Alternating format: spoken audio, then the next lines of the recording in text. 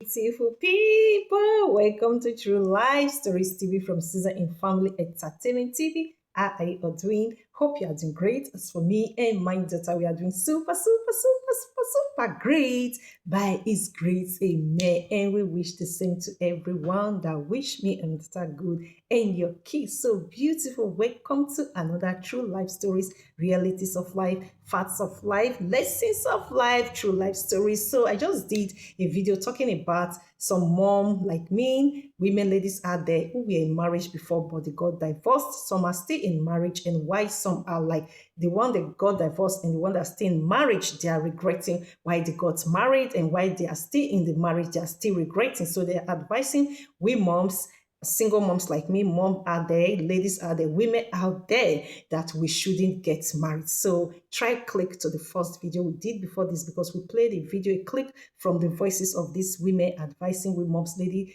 and women that we shouldn't get married. So if you agree to it, that we moms, ladies, single mom like me, we shouldn't get married. So we'll be waiting for your comments. So I would love to click to another second video because it's a lot of videos. So I would love to click to another second video. So let's hear the voices of also other women advising we moms, ladies, women that we shouldn't get married. So in the third video after this, by His grace, we are going to be reacting to the video. So if you want to know my opinion, what I think about this video, if it's truth that we moms, single moms like me, we shouldn't get married after listening to all this advice from women, what they have passed through in their marriage homes. So if you want to know my own opinion, try click to the reacting video we are going to do before after this one. So let me try to click to the second video. So let's try to listen to other women also advising us. So let's go. I could have had kids with anybody, but you can't just run out and go find a man to provide for you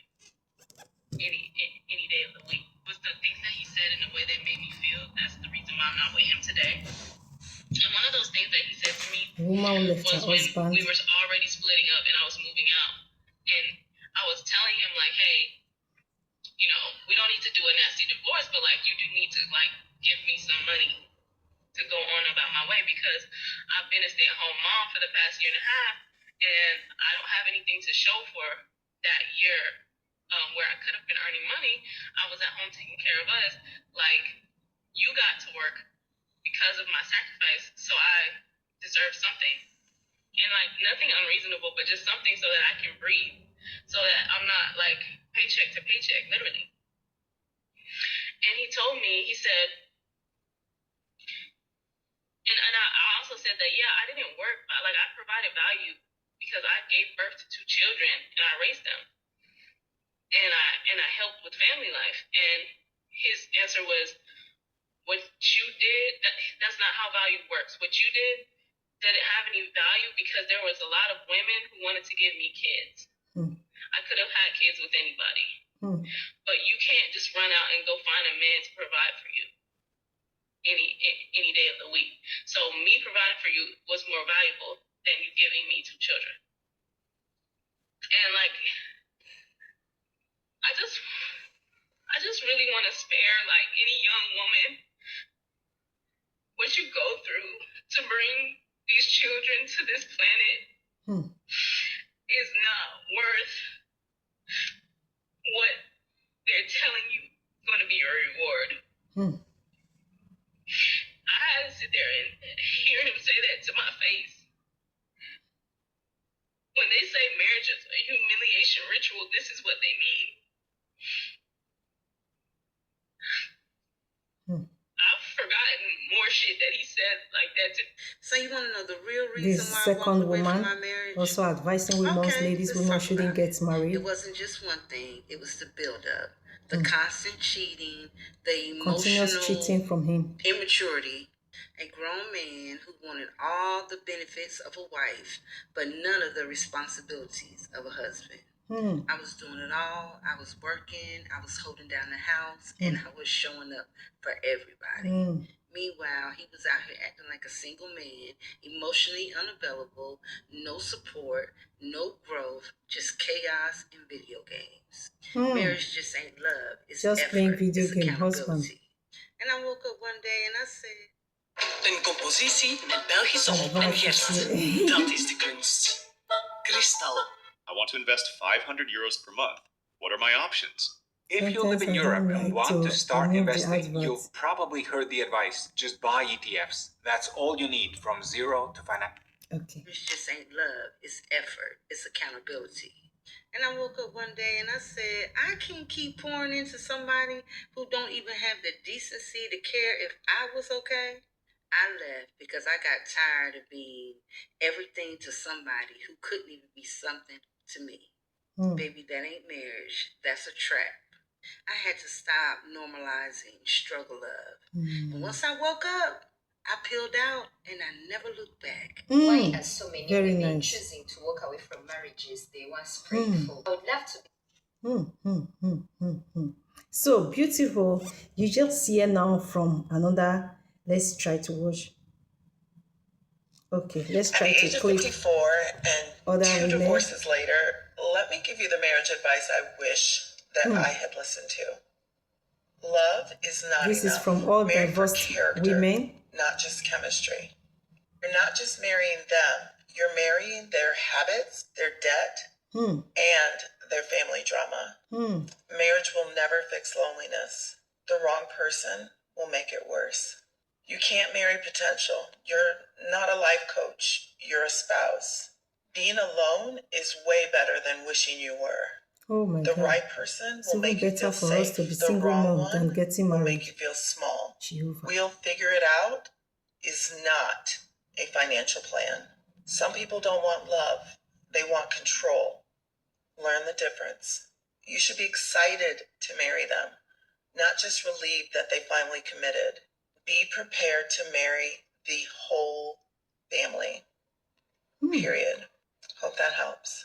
Here are 10 things that I've learned about marriage from someone who's been divorced since 2008. Number 1, who he is now is who he's going to be even after you guys get married, and there is a great chance that he's going to become an even worse version of who he is now. There is no magic that happens once you guys leave the ceremony. There is no magic that happens after you leave your honeymoon. You are still very much the same people you were before those events take place. The second thing is, don't believe in the exception to the rule story. I totally understand that you know somebody who knows somebody who knows somebody, or you saw the TikTok or the YouTube video of a woman who accepted something toxic or ignored something that's normally a red flag in a man, and now they've lived happily ever after, and they have 2.5 kids, and they've been married since 1998. It's either one of three things. Either one, they really did turn out fine and everything actually did turn out great. But actually, it's more than likely going to be one of the two other things. The first one being she's lying, and she needs you to believe that she made a good decision because she so desperately needs to believe that she made a good decision because she's realized over the years that she didn't make a good decision. Or 3, it's a situation where they just kind of were existing together. Nobody's going to file for divorce because she's at least happy to be married and he's benefiting from the relationship in some way, so they're just kind of existing together. If you overlook or accept something that is unhealthy or is a red flag,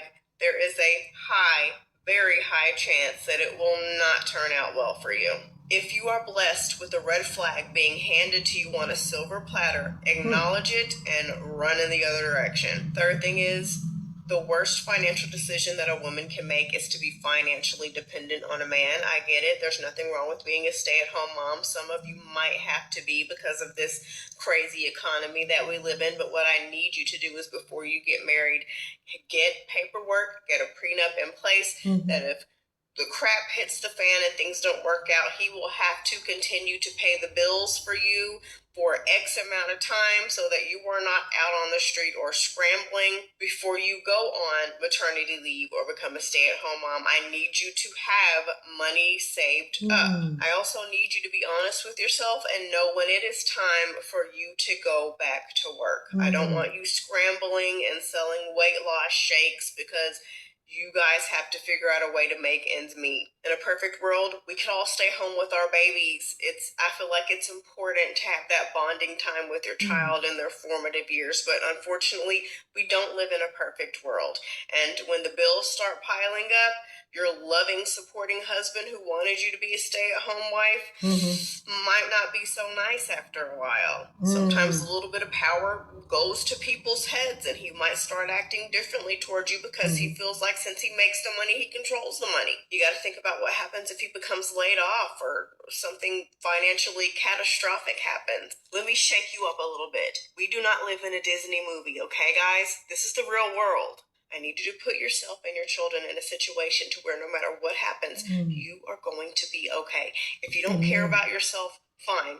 Don't care about yourself. But at least make sure that your kids are going to be okay at all times. Number 4, it's not working on the relationship if you're the only one that's doing the working. You're the only one that's crying, begging, pleading, praying, seeing a therapist, looking up articles, watching TikTok videos, Googling things, having grace, being patient. It's not work if you're the only person that is doing it. It is a one-sided relationship, and you are being taken advantage of. Number 5, do not turn your back on your friends. My friends over the years who have had the most happy, healthy relationships are the ones who still made time and hung out and talked to their friends. If you adopt this attitude of I'm married, I can't hang out with single women anymore, or my husband is all I need. Those are the famous last words of a relationship that is doomed to fail. People love to say that we need community as an argument as to why relationships are absolutely necessary, but no, that statement just simply means we need people. You don't need romantic relationships to survive.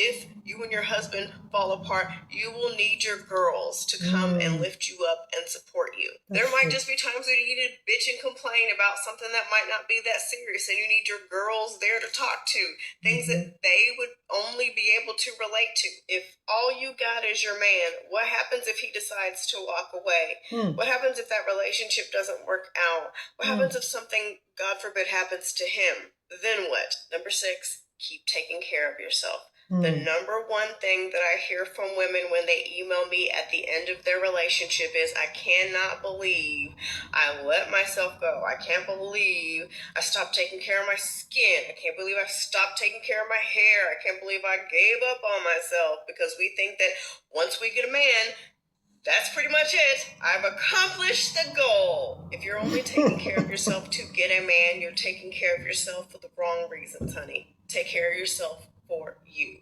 Take care of yourself to be an example to your children of how confident they should feel and how they should invest in who they are as people. Number 7, you are not a maid, chef, therapist, personal assistant. Be mindful of the things that he says he loves about you. Be mindful of how he treats you in that relationship. If you find out that it's a situation where you're just cooking and cleaning and running his errands for him and getting the gifts for his parents and doing all the things for him, congratulations, honey. He is with you because you are doing things for him, not because you're an amazing person, which you are, but he is fully 100% benefiting from this relationship, and that is why he is with you. I have heard so many women say, well, my boyfriend proposed to me, now I need to learn how to cook. Why? You need to continue being just exactly who you are. Cooking, cleaning, and taking care of a home is not wifely duties. That's shit that adults do. Adults, male, female, they, them, everybody, not just you because you're a woman. Number 9, do not stay for the kids. I remember being a child begging my mom to leave my dad, and we were so much more happy when she finally did. You are not doing your kids any favors by staying in a situation where you are not happy, because newsflash, kids are smart. They can tell when things are not right. They can tell when there's tension. They notice when you guys are avoiding each other. They can hear you guys when you think that they can't, when you guys are arguing. Trust me, your kids want you to be happy more than they want you to simply be married. And if by chance they are upset, so thanks for watching. Hope you love and learned something from these 2 videos. In this 3rd video we are going to be doing, we are going to be reacting to these amazing women advising us, advising with moms, women, ladies out there that we shouldn't get married. So what do you think is my opinion? Try watch the next video which I will be reacting to this video. Thanks for watching. Please subscribe and please share. See you in the time good and how they should be treated and how they should act in a relationship.